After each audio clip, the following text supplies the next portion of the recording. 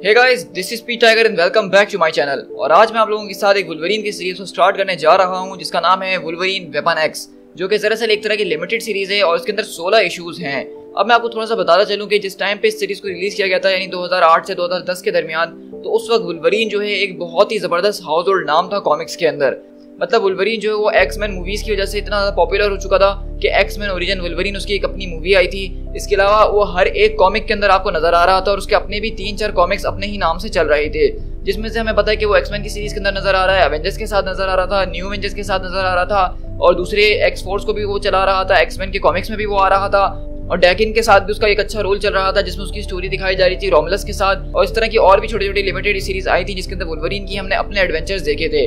तो देखा जाए तो इस टाइम के ऊपर वुल्वरीन जो है वो एक ऐसा स्टार था कॉमिक्स के अंदर जिसका कोई मुकाबला नहीं था। यानी सुपरमैन भी क्या होगा, बैटमैन भी क्या होगा, उससे ज्यादा जो है वुल्वरीन के कॉमिक्स आया करते थे इस पूरे के पूरे टाइम पीरियड के अंदर। तो ये बेसिकली उसी टाइम पीरियड के अंदर से कॉमिक बुक सीरीज है जिसका नाम है वुल्वरीन वेपन एक्स। तो इसके अंदर हम बेसिकली वुल्वरीन की कुछ स्टोरी को देखने वाले हैं जिसके कुछ हिस्से जो है डार्क रेन के अंदर हुए हैं और कुछ हिस्से डार्क रेन के बाद हुए हैं। लेकिन इसके राइटर्स ने ये कहा था कि इस स्टोरी को हम डार्क रेन के अंदर इंक्लूड नहीं करेंगे क्योंकि उसका बस थोड़ा सा ही पार्ट इसके अंदर टच किया गया है, जबकि ये वुल्वरीन की अपनी एक सोलो स्टोरी है जो कि उसी के इर्द गिर्द घूमेगी और उसमें एवेंजर्स वगैरह भी थोड़े बहुत शामिल होंगे। तो मैं आपको बताता चलूं कि जैसा कि ये सीरीज हमारे पास जो है वुल्वरीन वेपन एक्स की पूरे 15 इश्यूज, तो वुल्वरीन वेपन एक्स की जो सीरीज है इसके अंदर तकरीबन पूरे टोटल 16 इश्यूज हैं। अब मैं 16 के 16 इश्यूज आपके साथ एक साथ शेयर नहीं करूंगा बल्कि 15 इश्यूज एक साथ शेयर करूंगा क्योंकि जो इसका आखिरी इशू है वो किसी और बहुत बड़े इवेंट की टाई इन बनता है और वो इवेंट जब आगे हम शेयर करेंगे तो इसका एक इशू हम उसके लिए बचा के रखेंगे।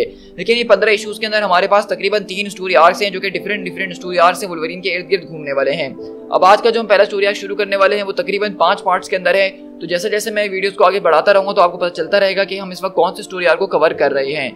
सो गाइस, अगर आप चैनल पे फर्स्ट टाइम आ रहे हैं और अगर आपको कुछ भी समझ में नहीं आ रहा कि मैं यहाँ पे क्या बातें कर रहा हूँ स्टोरी आर्क्स की, कॉमिक्स की, वुल्वरीन की, तो आप समझ लीजिए कि हम लोग अपने चैनल के ऊपर मार्वल कॉमिक्स की टाइमलाइन को फॉलो कर रहे हैं जो कि हमने 2000 से स्टार्ट करी थी। और हम इस पूरी की पूरी टाइमलाइन को फॉलो करते करते 2000 से लेके 2010 तक के सारे कॉमिक्स को कवर कर चुके हैं, जिसके अंदर हमने बड़े बड़े इवेंट्स कवर करे हैं, Civil War, Secret Invasion, World War Hulk, Planet Hulk, Fall of Hulk, World War Hulk और इस तरह के जितने बड़े बड़े इवेंट्स है एक्समैन के, जिस तरह के मसाया कॉम्प्लेक्स, मसाया वॉर, नेक्रोशा, ये सारी की सारी चीजें हम ऑलरेडी कवर कर चुके हैं। तो आप मेरे चैनल के ऊपर जाके एक बड़ी सी प्लेलिस्ट को चेक कर सकते हैं जिसमें आप ये सारे इवेंट देख सकते हैं एक क्रोनोलॉजिकल ऑर्डर के अंदर। और हमारी खास बात ये इस चैनल की कि हम यहाँ पे सिर्फ बड़े बड़े इवेंट्स को कवर नहीं बल्कि छोटे छोटे कॉमिक्स को भी कवर कर रहे होते हैं जो कि इस पूरी टाइमलाइन का हिस्सा है। सो गाइस, इसी के साथ आज की इस वीडियो को स्टार्ट करते हैं और आई होप कि आपने अब तक चैनल को सब्सक्राइब कर ही दिया होगा। तो चलिए बिना किसी और बात के इस वीडियो को स्टार्ट करते हैं।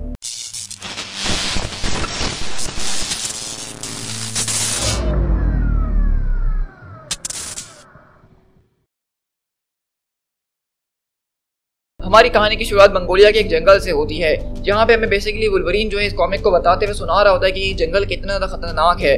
यहाँ पे खतरनाक किस्म के वेनमस बग्स मौजूद हैं, एनाकोंडास मौजूद हैं, यहाँ पे खतरनाक किस्म के पॉइजनस फ्रॉग्स और किलर बीस्ट तक मौजूद हैं। ये इतने ज्यादा जबरदस्त खतरनाक किस्म के जानवर हैं कि जो कि पूरी की पूरी आर्मी को भी निपटा सकते हैं।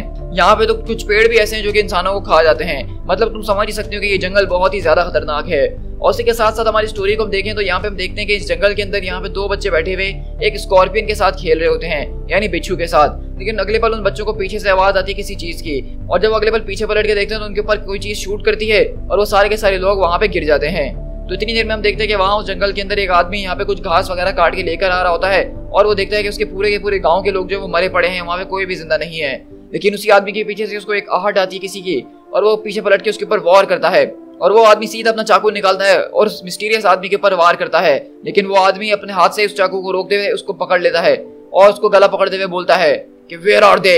और अगले पल हमारी कहानी यहाँ से शिफ्ट होती है एक गुफा के अंदर जहाँ हम देख सकते हैं कि यहाँ पे कुछ गैंग से लोग बैठे हुए और आपस में प्लानिंग वगैरह कर रहे हैं कि किस तरह से वो यहाँ पे सारी की सारी चीजों को बर्बाद करने आए हैं और यहाँ पे जंगल के अंदर कोयले के जो खदाने वगैरह वो यहाँ से सारा सामान निकालने के लिए आए हैं। और बेसिकली हमें ये पता चलता है कि ये जो रॉक्सॉन नाम की कंपनी है ये उसके लिए काम करते हैं और ये उसी के सारे सोल्जर्स हैं और इनको यहाँ पे जो है कंपनी के मिशन से भेजा गया है। और उसी तरह हम देखते हैं कि यहाँ पे इस केव के पास जो सारे के सारे गार्ड्स बाहर खड़े हुए होते हैं उसमें से एक बोलता है जरा रुक जाओ, ये तो वही अल्वारो है जो कि विलेज के अंदर रहता है, लगता है कि इसको किसी ने हर्ट करा है। और वो आदमी उससे आके पूछता है कि अल्वारो आखिरकार तुम्हारे साथ हुआ क्या है। और हम देखते हैं कि दरअसल ये वही आदमी जिसके ऊपर अभी कुछ देर पहले एक आदमी ने अटैक करा था और वो यहाँ पे बहुत ही बुरी हालत में होता है और वो सांस भी नहीं ले पा रहा होता है। तो वो जो सारे गैंगस्टर होते हैं वो बोलते हैं कि ये तो चोकिंग कर रहा है, आखिरकार इसके गले के अंदर क्या चीज फंसी हुई है। और अगले पल हम देखते हैं कि अल्वारो को वो जब कमर पे जोर से मारते हैं तो उसके मुंह के अंदर से एक चीज निकलती है जो कि दरअसल एक तरह का बॉम्ब होता है और वहाँ पे गिरते ही जोर से फटता है। और इसी तरह हम देखते हैं कि वहां से वो दरअसल एक तरह का गैस बॉम्ब था और जैसे ही वो लोग सब बाहर आते हैं वहाँ पे तो वो खांसते हुए आ रहे होते हैं, लेकिन जैसे ही उनके एक एक मेंबर करके बाहर आते रहते हैं तो एक हमें पोक पोक की आवाज आ रही होती है और वो सीधा चीज उनके दिमाग के अंदर लाके लगती है और वो सब गिरना शुरू हो जाते हैं किक करके। और इसी तरह हम देखते हैं कि सामने वहाँ पे बेसिकली कुछ सोल्जर्स खड़े होते हैं जिनके हाथ में जबरदस्त किस्म की हाई टेक गन है और उसके जरिए वो इन सबको मार रहे हैं। और वो गैंगस्टर्स बोलते हैं कि come on then you bastards, आखिरकार तुम लोग हो कौन, सामने आओ। और अगले पल हम देखते हैं कि वो उनके ऊपर अपने चाकू से पलट के वार करने की कोशिश करता है, लेकिन पीछे कोई भी मौजूद नहीं होता। और अगले पल जब वो उनके पीछे पलट के वार दोबारा करने लगता है तो उसके सीने के आर पार वुल्वरीन जैसे 3 क्लॉज आते हैं और उसका सीना चीर देते हैं, लेकिन ये क्लॉज हमें काफी ज्यादा डिफरेंट लग रहे हैं। उसी तरह हम देखते हैं कि वो लोग यहाँ पे इस आदमी की जान ले लेते हैं और वो पूछता है क्या ये वही है, तो कहता है कि हाँ बिल्कुल ये वही था, हम किसी को भी यहाँ पे जिंदा नहीं छोड़ सकते हैं। तो वो कहता है कि चलो फिर तो बहुत ही अच्छी बात है। और अगले पल हम देखते हैं कि वो सोल्जर्स के ऊपर एक कार्ड फेंकते हुए वहां से बोलता है कि लेट्स मूव आउट। और उस तरह हम देखते हैं कि वो यहाँ पे सारे के सारे गैंगस्टर्स को भी निपटा देते हैं और उनके ऊपर अपना एक पत्ता छोड़ देते हैं जो कि हुक्म का इक्का होता है। इसी तरह हम यहाँ से सैन फ्रांसिस्को के अंदर सिविक सेंटर स्टेशन के ऊपर शिफ्ट होते हैं, जहाँ हम ट्रेन के अंदर देखते हैं कि यहाँ पे सब लोग अपना काम करते हुए जा रहे होते हैं घर की तरफ। और वहाँ पे एक लेडी जो बैठी होती है उसके सामने यहाँ पे एक शख्स सो रहा होता है जो कि एकदम दारू वारू पी के एकदम पियक्कड़ हुआ है। लेकिन इतनी देर में हम देखते हैं कि वो लड़की जब उसकी तरफ देख ही रही होती है सामने से दो गुंडे उसके पास आ जाते हैं और कहते हैं कि ऑल राइट लेडी, स्टूपिड बनने की जरूरत नहीं है, जो कुछ भी तुम्हारे पास है फौरन हमारे हवाले कर दो। तो वहीं से वो लेडी अपना पर्स आगे करते हुए बोलती है कि ये लो मेरा बैग, अगर तुम्हें इसके अंदर कोई भी पैसे मिल जाए तो वो तुम रख सकते हो, लेकिन मेरे पास पहले ही कोई पैसे नहीं है। लेकिन वो आदमी बोलता है कि ठीक है, ये तुम्हारा फोन काफी महंगा लग रहा है, हमें ये फोन भी चाहिए होगा। तो कहती है कि नहीं, मैं ये तुम्हें नहीं देने वाली हूँ। तो कहता है क्या तुम्हें समझ में नहीं आया कि मैंने तुमसे क्या कहा है?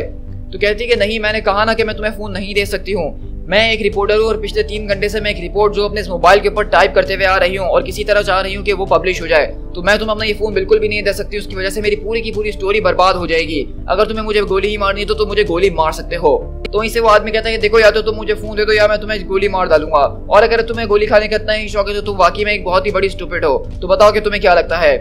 लेकिन हम देखते हैं कि वहीं पे वो लोग जब उसको लूटने की कोशिश कर रहे होते हैं तो पीछे जो वो आदमी दारू वारू पी के लेटा हुआ होता है वो अजीबोगरीब आवाजें निकालना शुरू कर देता है और उसका जो एक साथी होता है वो उस आदमी के पास जाके बोलता है, हे क्या तुम जाग रहे हो, चलो तुम्हारे पास भी जितना माल है सब निकालो फौरन।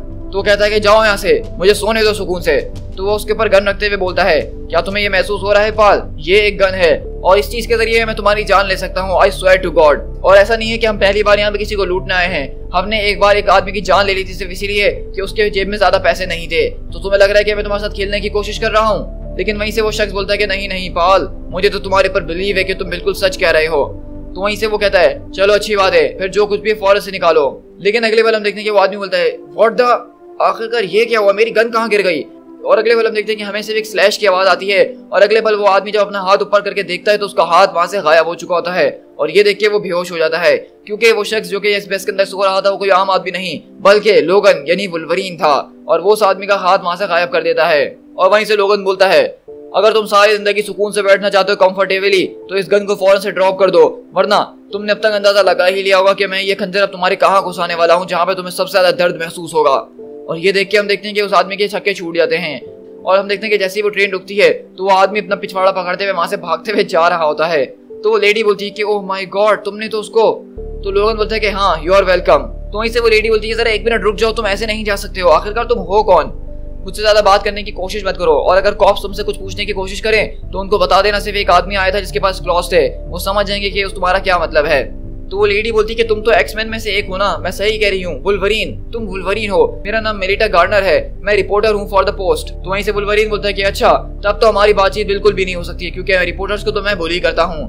तो वहीं से वो लेडी बोलती है जरा 1 मिनट रुक जाओ, ऐसे तो नहीं जाओ। लेकिन हम देखते हैं कि वुल्वरीन वहां से आगे बढ़ जाता है। हम देखते हैं कि लोगन यहाँ से शिप पोर्ट के पास पहुंचता है, वो किसी से मिलने के लिए आया है और वो शख्स कहता है कि तुम लेट हो चुके हो। तो कहता है कि हाँ मैं ट्रेन के अंदर कुछ ज्यादा ही सो गया था। तो वो कहता है आदमी, हाँ वो तो तुम्हें देख के लग ही रहा है कि जिस तरह से तुम महक रहे हो। तो लोगन बोलता है कि अगर तुम मेरी जगह होते तो तुम भी शायद इतनी ही दारू पिया करते। तो वो कहता है कि नहीं, अगर मैं तुम्हारी जगह होता तो मैं एक बार अच्छी तरीके से पी लेता और उसके बाद कभी फिर दारू को हाथ नहीं लगाता। तो लोगन बोलता है कि अच्छा अगर ऐसी बात है तो उसके बाद फिर तुम्हारी माँ को कंपनी देने के लिए कौन जाता? क्या तुमने मुझे यहाँ पे सिर्फ मेरी बेइज्जती करने के लिए और मेरा दिमाग खराब करने के लिए बुलाया है, या फिर तुम्हारे पास कहने के लिए कुछ और भी है मैवरिक? और इसी तरह हम देखते हैं कि वो मिस्टीरियस शख्स कोई और नहीं बल्कि वुल्वरीन का एक बहुत ही पुराना साथी है जो कि उसके साथ वेपन एक्स के टाइम से है, जिसका नाम मैवरिक है। और इसी तरह हम देखते हैं कि मैवरिक यहाँ पे उसको आके एक फाइल लेता है और कहता है, ब्लैक गार्ड, क्या तुमने इनके बारे में कभी कुछ सुना है? ये एक तरह की प्राइवेट मिलिट्री कॉन्ट्रैक्टर है जो कि रॉकजॉन की सब डायरी कंपनी है, यानी कि रॉकजॉन कंपनी के लिए जो सिक्योरिटी का काम करती है वो ये कंपनी करती है। और ये कंपनी जो है दुनिया भर के अंदर अलग अलग स्पॉट्स के ऊपर जाके अपना जो है राज जमा लेती है और वहाँ के लोगों को तंग करना शुरू कर देती है, और इसके जरिए ये लोग काफी अच्छे पैसे भी बना रहे हैं। तो लोगन बोलता है इसका मतलब ये लोग कॉर्पोरेट मर्सिनरीज हैं, तो इसमें कौन सी बड़ी बात है, इस तरह के तो बहुत से लोग हैं दुनिया के अंदर। तो वहीं से मैवरिक बोलता है कि असली खबर ये है कि हमें इस बारे में पता चला है कि इन लोगों के हाथ जो है वेपन एक्स की एक बहुत पुरानी फाइल लग चुकी है, वही सेम ब्लूप्रिंट जो कि गवर्नमेंट ने इस्तेमाल करे थे हम लोगों को बनाने के लिए, वो लोग जो है शायद हम जैसे और बनाने की कोशिश कर रहे हैं। ब्लैक गार्ड के पास सब कुछ लग चुका है, इंक्लूडिंग पूरी की पूरी रेसिपी इस चीज को बनाने के लिए, और एडामेंटियम को किस तरह से सिंथेसाइज किया जा सकता है, और सपोजिटली उन लोगों ने शायद इसका इस्तेमाल करना अब तक शुरू भी कर दिया होगा। तो वहीं से लोगन बोलता है कि आखिरकार उन लोगों के हाथ ये फाइल्स कैसे लग गई। मैवरिक बोलता है कि उन लोगों के हाथ में ये फाइल जो है ब्लैक मार्केट से लगी थी। अब ये नहीं पता कि ब्लैक मार्केट में वो फाइल किसने भेजी और वो किसको मिली थी, लेकिन मैं उसको पता करने की पूरी कोशिश कर रहा हूँ। लोगन बोलता है कि आखिरकार तुम्हें इस बारे में सब कैसे पता चला, क्योंकि मैंने तो ये सोचा हुआ था कि जब से तुमने अपनी पावर्स खोई हैं अब तुम इस गेम से बाहर आ चुके हो। इसका मतलब ये नहीं है कि अगर मैं अपनी उंगलियों से एसिड नहीं फेंक सकता हूँ तो मैंने अपने सारे के सारे कॉन्टेक्ट्स को भी लॉस्ट कर दिया है। तो बताओ कि अब तुम इस बारे में क्या करने वाले हो। तो लोगन बोलता है कि तुम आखिरकार इस बारे में क्या सोच रहे हो, क्या तुम मेरे साथ चलना चाहते हो। तो वहीं से मैवरिक बोलता है कि नहीं, अभी आजकल मैं सिर्फ इन्फॉर्मेशन को पास कर रहा हूँ और मैं एक तरह से रिटायर वाली पोजीशन पे आ चुका हूँ और ये गंदे काम नहीं कर रहा हूँ। तो लोगन बोलता है कि रिटायर हो चुके हो, हाँ काफी ज्यादा फनी लग रहा है तुमसे ये सुनना। तो आखिरकार तुम ये 4 बंदूकें लगा के क्यों घूम रहे हो अगर तुम रिटायर हो चुके हो। तो मैवरिक बोलता है कि एक्चुअली ये 5 है, लेकिन खैर गिन कौन रहा है। तो लोगन बोलता है कि चलो तुम्हारे ऊपर सूट भी करता है। तो वहीं से मैवरिक बोलता है कि अच्छा, और तुम्हारे बारे में क्या ख्याल है लोगन, क्या तुमने कभी सोचा नहीं है कि तुम्हें अपने स्पेंडेक्स को थोड़े टाइम के लिए हैंग अप कर देना चाहिए और एक सेटल डाउन होकर अच्छी सी जिंदगी गुजारनी चाहिए और सारी की सारी क्रैप से डील करने के लिए किसी और को आगे कर देना चाहिए। लोगन बोलता है कि हाँ तुम सही कह रहे हो, मैंने इससे पहले भी सेटल डाउन होने की कोशिश करी थी, लेकिन वो कभी भी मेरे मतलब की चीज है ही नहीं। मैं तुम्हें जरूर बताऊंगा कि सबके पीछे जाने से मुझे क्या मिला है। तो मैवरिक बोलता है कि हाँ, उनको अच्छा सबक सिखाना मेरी तरफ से भी ओल्ड मैन। इसी तरह वाशिंगटन के अंदर शिफ्ट होते हैं जो कि कैनेडियन बॉर्डर के पास एक जगह है जो कि ब्लैक गार्ड की रिसर्च फैसिलिटी है, और वुल्वरीन यहाँ पे इन लोग को पता करने के लिए यहाँ पे पहुंचा उनकी फैसिलिटी के अंदर। और वो बताता है कि वेपन एक्स एक इस तरह के बास्टर्ड लोग हैं जो कि कभी भी किसी का पीछा नहीं छोड़ते हैं। वो लोग जो है जबरदस्त किस्म के सुपर सोल्जर्स बनाने की कोशिश कर रहे हैं तब से जब से कैप्टन अमेरिका ने सब पहली बार शील्ड को उठाया था। मैवरिक और मैं जो है इसी का हिस्सा हुआ करते थे, हम इसी लेगेसी का एक पार्ट है। हमारी पूरे जिस्म के ऊपर वो खतरनाक किस्म के स्कार्स और नाइटमेयर्स मौजूद हैं जो कि इस बात को प्रूव कर सकते हैं। अब तो ऐसा लगने लगा है कि कुछ महीनों के अंदर कोई ना कोई शख्स जो है वेपन एक्स के बारे में दोबारा से कोई ना कोई फाइल निकाल लेता है और एक पूरा का पूरा लैब सेटअप करके एक परफेक्ट किलिंग मशीन बनाने की कोशिश में लग जाता है। और जब भी कोई ऐसा करने की कोशिश करता है यूजुअली मैं तभी उनके सामने आता हूँ, उनको याद दिला देता हूँ कि मैं क्या चीज हूँ और उनके साथ क्या कर सकता हूँ। और इसी तरह हम देखते हैं कि लोगन बेसिकली उनकी फैसिलिटी के अंदर घुस के सब चीजों को पता करने की कोशिश कर रहा होता है। लोगन बोलता है कि तुम इसको जो चाहे कह सकते हो, तुम्हारा जो दिल चाहे, लेकिन मैं बस इतना चाहता हूँ कि दुनिया पहले ही एक जहन्नुम बन चुकी है और हमें इस दुनिया के अंदर और सुपर पावर्ड साइकोस की जरूरत नहीं है जो कि यहाँ पे घूम रहे हो और वो कभी भी किसी की भी जान ले सके और किसी को पता ना चल सके। खासकर उन लोगों को तो मैं कभी भी नहीं छोड़ सकता हूँ जिनके अपने अपने एजेंडाज हैं और वो इस दुनिया को अपनी उंगलियों पे नचाना चाहते हैं। यहाँ पे मरे हुए कुत्ते हैं, ऐसा लग रहा है कि इनको बहुत बुरी तरीके से मारा गया है। यहाँ पे इस तरह का काम कोई बीस्ट ही कर सकता है। मैं इस बात को ऐसे जानता हूँ क्योंकि मैं भी एक ऐसे ही खतरनाक बीस्ट हूँ और मैं इस तरह के जानवरों से पहले इसी तरह से लड़ चुका हूँ। ये पूरी की पूरी प्लेस को देख के लग रहा है कि ये लोग यहाँ से निकल चुके हैं।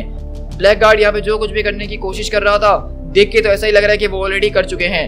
यहाँ पे जो खुशबू आ रही है वो मुझे ठीक उस जगह पे वापस खींच के ले जा रही है जब मेरी बोन्स के अंदर जो है वो सारा का सारा एडामेंटियम डाला गया था। और इसी तरह हम देखते हैं कि बेसिकली इस लैब के अंदर यहाँ पे ब्लैक गार्ड जो है वो वुल्वरीन वाले प्रोसेस को शायद कॉपी करने में सक्सेसफुल हो चुके हैं, क्योंकि यहाँ पे वो सारी की सारी मशीनें नजर आ रही हैं जिसके जरिए वुल्वरीन को वेपन एक्स में बनाया गया था। लेकिन हम देखते हैं कि यहाँ पे जब वुल्वरीन देखता है तो यहाँ पे इस तरह की एक मशीन नहीं बल्कि दर्जनों मशीन लगी हुई हैं, यानी कि ये जो कोई भी एक्सपेरिमेंट किया गया है वो एक इंसान के ऊपर नहीं बल्कि ज्यादा लोगों के ऊपर किया गया है। और लोगन बोलता है कि आखिरकार मैं यहाँ पे ये सब क्या देख रहा हूँ, इसको देख के तो ऐसा लग रहा है कि यहाँ पे कोई एक नहीं बल्कि यहाँ पे बहुत ही ज्यादा जो है किलिंग मशीन को तैयार किया गया है। और इसी तरह देखते हैं कि लोगन भी इस बात को समझ जाते हैं और वो परेशान हो जाता है और कहता है कि यहाँ पे जो मैं देख रहा हूँ उसके ऊपर मुझे विश्वास नहीं हो रहा है, क्योंकि इसको देख के तो ऐसा लग रहा है कि यहाँ पे किसी एक शख्स को तैयार नहीं किया गया मेरे जैसा, बल्कि यहाँ पे तो शायद एक पूरी की पूरी आर्मी खड़ी कर दी गई है जो कि मेरे ही जैसी हो सकती है। To be continued.